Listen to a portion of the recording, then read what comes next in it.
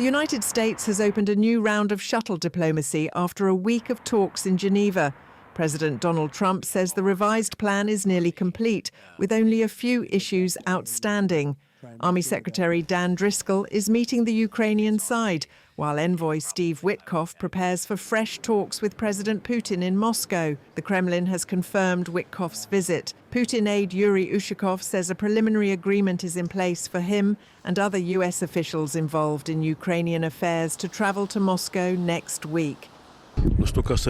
Regarding Witkoff, I can say that a preliminary agreement has been reached that he visits Moscow next week, along with several representatives of US administration who are involved in the Ukrainian affairs.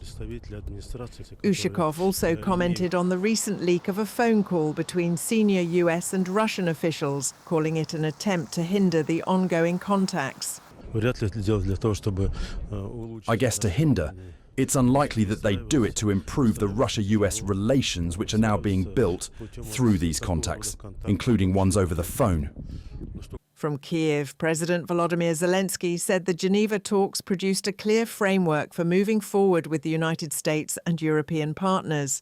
Now we have a good result from Geneva and from the meetings and talks that took place there. Ukraine has the framework developed by our teams in Geneva. That framework is on the table, and we are ready to move forward together with the United States of America, with personal engagement of President Trump, and with Europe, with leaders, and with all partners who have their strengths and capacity to help. And I'm ready to meet with President Trump, and there are sensitive points to discuss. We have them still. While speaking to reporters, Trump said the timing is less important than results. I don't have a deadline.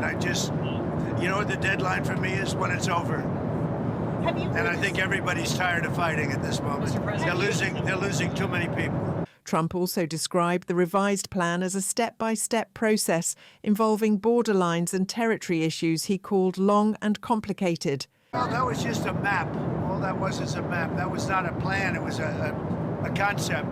And from there, they've taken each one of the 28 points, and then you get down to 22 points. A lot of them were solved, and actually very favorably solved. So we'll see what happens. It's a long, complicated process, and very, very sad because so many people have been killed. Steve Witkoff is going over, maybe with Jared. I'm not sure about Jared going, but he's involved in the process. Smart guy, and they're going to be meeting with President Putin, I believe, next week in Moscow.